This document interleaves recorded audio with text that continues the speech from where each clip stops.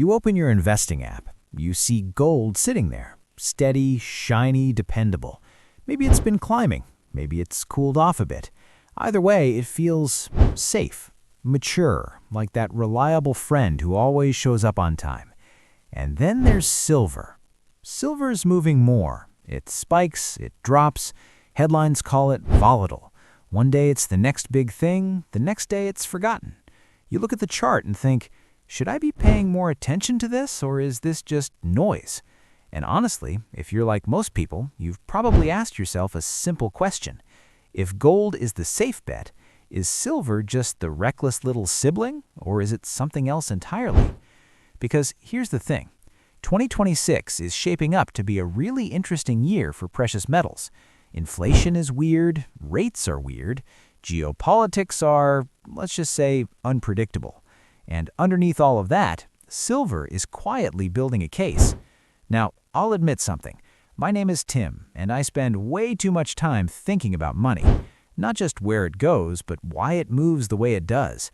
Why certain assets explode while others just grind upward slowly. And why most people completely miss the moment right before something changes. I've gone down more silver rabbit holes than I care to admit, like 2 a.m. chart analysis, industrial demand reports open in 6 tabs, that kind of thing.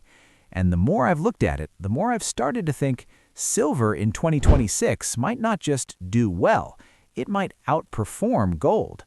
Not because gold is bad, not because silver is magical, but because of timing, cycles, psychology, and something most investors don't fully understand about how these two metals move in relation to each other.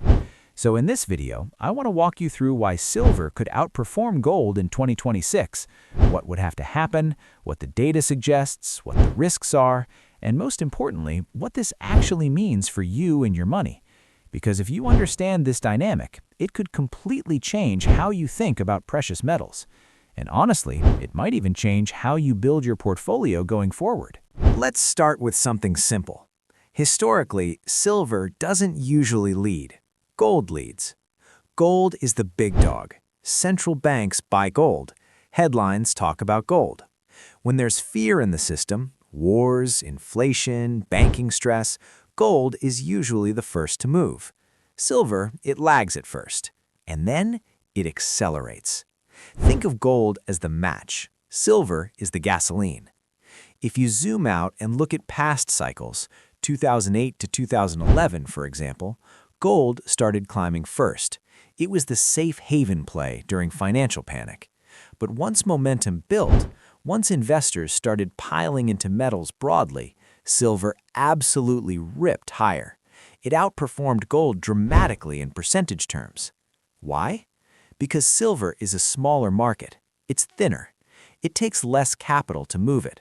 So when money flows in aggressively, silver can surge faster. And that's the key word, percentage. Gold might move 15%, silver might move 30 or 40% in the same environment. Not guaranteed, obviously, but historically, that's the pattern.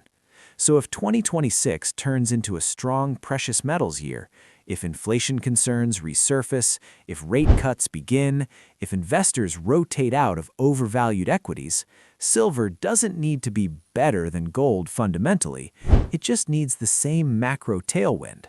And because of its smaller size and volatility, it could amplify the move. Why this matters to you? Because if you're holding metals purely as a defensive hedge, gold makes sense. But if you're positioning for upside within that hedge, silver has historically been the higher beta play. Actionable takeaway? If you believe we're entering a bullish metal cycle in 2026, consider whether your allocation should be 100% gold or if some portion belongs in silver for torque. Okay, now let's talk about something that sounds boring but is actually incredibly powerful, the gold to silver ratio. This ratio tells you how many ounces of silver it takes to buy 1 ounce of gold. Historically, that number fluctuates. Sometimes gold is extremely expensive relative to silver, sometimes silver catches up. When the ratio gets very high, meaning silver is cheap compared to gold, that has often preceded periods where silver outperforms. It's kind of like a rubber band. Stretch it far enough and eventually it snaps back. There have been moments in history where the ratio moved above 80 to 1 or even 100 to 1, and those extreme levels didn't last forever. Silver eventually gained ground. Now, ratios alone don't guarantee anything. Markets can stay imbalanced longer than you expect. But if we head into 2026 with gold strong and silver still lagging behind in relative terms, that imbalance could become a setup. And here's the psychological piece. Investors love a catch-up trade. If gold is already near highs and silver is still 15–20% below its prior peak, where do you think speculative capital flows? Into the one that has more room to run. So if the ratio compresses in 2026, silver could outperform gold, not because gold collapses, but because silver accelerates. What should you do with that? Track the ratio. Don't obsess over it daily, but understand where we are historically. If it's stretched, silver may have more upside potential relative to gold. This is where things get interesting. Gold is mostly a monetary metal. Jewelry, central banks' reserves. Silver, it's half money, half industry. Solar panels, electric vehicles, electronics, medical applications, AI infrastructure, batteries. Silver is in everything. And 2026 is likely to see continued growth in green energy and electrification. Governments globally are still pushing renewable energy targets. Solar capacity is expanding, EV production isn't slowing down long-term, even if there are short-term bumps. And here's something a lot of people miss. Silver is extremely conductive. It's one of the best electrical conductors on Earth. So when the world electrifies, silver demand rises. Now imagine a scenario where industrial demand stays strong and investment demand picks up because of macro fears. That's a dual tailwind. Gold doesn't have that industrial kicker. It's mostly sentiment-driven. Silver has sentiment plus real-world consumption. Why does that matter to you? Because it means silver's price in 2026 won't just depend on fear. It can also depend on growth. That's a rare combination. Actionable takeaway? If you're bullish on renewable energy and electrification long-term, silver gives you exposure to that theme, but through a tangible asset, not just tech stocks. Now let's talk about supply. Silver production doesn't grow rapidly. In fact, a lot of silver isn't mined as a primary product. It's a byproduct of mining other metals like copper, lead, and zinc. That means silver supply often depends on the economics of entirely different metals. If copper mining slows, silver supply might slow too, even if silver demand is rising. And here's the kicker. Many reports over the past few years have pointed to structural deficits in the silver market. Demand has outpaced supply in multiple recent years. Now, deficits don't always immediately spike prices. Markets can draw from inventories. But sustained deficits, that eventually matters. Think of it like a bathtub. If more water is draining than coming in, eventually the water level drops. If 2026 continues that deficit trend while investment demand returns, the price response could be sharp. Why does this matter to the average investor? Because price moves often feel sudden.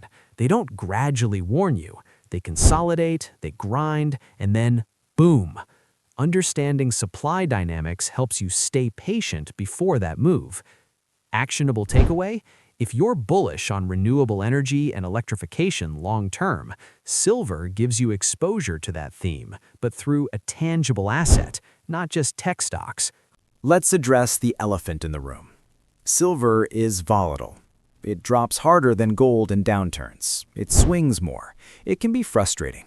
Honestly, sometimes it feels like it has mood swings. But volatility cuts both ways. In bull markets, silver's volatility is exactly what creates outperformance. Let me give you a simple example. If gold rises 20% in 2026, solid year, respectable. If silver rises 35% or 40% in that same environment because it's more reactive, that's outperformance. Now, does that mean you go all in on silver? No, that's not what I'm saying. It means you need to understand your temperament. Can you handle 10% pullbacks without panicking? If yes, silver might reward you in strong cycles. If no, gold might be more aligned with your personality. And that's something people don't talk about enough. Investing isn't just about assets, it's about you. Actionable takeaway. Size silver positions smaller if volatility stresses you out. You can still benefit from upside without wrecking your sleep. 6. Monetary policy in 2026 could favor silver. Now let's zoom out. What happens if central banks begin cutting rates in 2026? Lower rates generally weaken currencies and boost non-yielding assets like gold and silver. But here's the nuance. In early easing cycles, gold often moves first. It's the monetary hedge. Later, when liquidity floods markets and risk appetite returns, silver tends to catch up and often outperform. So if 2026 is a transition year from tight policy to easing, silver could benefit in the second phase of that shift. Why it matters? You don't want to buy silver because it's trending on social media. You want to understand where we are in the macro cycle. If easing accelerates, silver could become the momentum play inside the metal space. 7. Psychology, the catch-up effect. Let's be honest for a second. If gold is making headlines at X thousand dollars per ounce and silver is still sitting far below its all-time high, what narrative starts forming? Silver is cheap. Whether that's objectively true or not doesn't even matter. Perception drives flows. Retail investors especially love assets that look affordable. Silver at $40 feels more attainable than gold at $2,500 or $3,000, even though price per ounce is psychologically irrelevant. That accessibility fuels speculative demand, and speculation, when layered on top of real demand and tight supply, can create explosive moves. Why it matters to you? Markets are not purely rational, they're emotional ecosystems.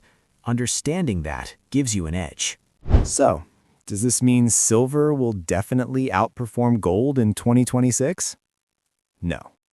Anyone who tells you definitely in markets is either guessing or selling something. But the setup is interesting. We have potential monetary easing, we have structural industrial demand, we have historical patterns of silver amplifying gold's moves, we have ratio dynamics that could favor catch-up performance. We have supply constraints in the background. Put that together, and silver has a plausible path to outperform. The real question is, what role do you want it to play in your life? If you're building long-term wealth and want stability, gold remains powerful. If you're willing to embrace some volatility for a potentially higher upside in a strong metal cycle, silver might deserve a seat at the table. Not instead of gold, alongside it. And honestly, this isn't just about metals. It's about understanding cycles. It's about recognizing when an asset has asymmetric potential. It's about not blindly following headlines, but thinking a step deeper. Because wealth isn't built by reacting to noise. It's built by understanding patterns before they become obvious. So maybe the better question isn't, will silver outperform gold? Maybe it's, am I paying attention early enough if it does? And that's a question only you can answer. And there's one more layer here that I think people underestimate. Timing versus patience. Because even if everything we talked about lines up perfectly for silver in 2026, it probably won't move in a straight line. It never does. There will be fake breakouts. There will be sharp pullbacks that make you question your entire thesis. There will be headlines saying silver rally over after a 12% dip. And if you don't expect that ahead of time, you'll interpret normal volatility as failure. Sometimes the real edge isn't predicting the move. It's emotionally surviving it. I also think it's worth zooming out and asking a slightly uncomfortable question. What if gold has already had a big run? In many cycles, gold leads early and absorbs the first wave of fear-based buying. By the time everyone feels safe owning gold, a lot of the easy gains are already behind it. Silver, on the other hand, often looks boring, until suddenly it's not. That rotation from safety to opportunity is subtle. It doesn't ring a bell. But if 2026 becomes a year where investors shift from pure defense to strategic offense, silver could quietly benefit from that capital rotation. And honestly, there's something psychological about owning silver that's different. Gold feels like a vault asset. Silver feels like potential energy. It's tied to technology, energy grids, AI infrastructure, medical devices, the physical wiring of the future. So when you hold silver, you're not just hedging against currency risk, you're participating in industrial growth. That dual identity, money and material, is rare. And rare combinations in markets can create rare outcomes.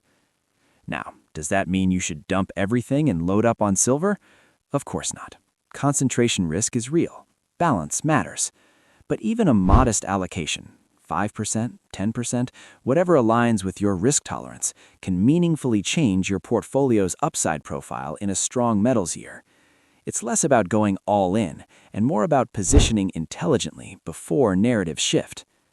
So, as 2026 unfolds, maybe the goal isn't to predict every tick in price. Maybe it's simply to stay curious. Watch the gold to silver ratio. Pay attention to industrial demand trends. Notice how silver reacts when gold moves. Because if silver does start to outperform, it won't feel obvious at first. It'll just feel different. A little stronger on up days, a little more resilient on pullbacks. And if you've been paying attention, you'll recognize it. Not as hype, but as confirmation.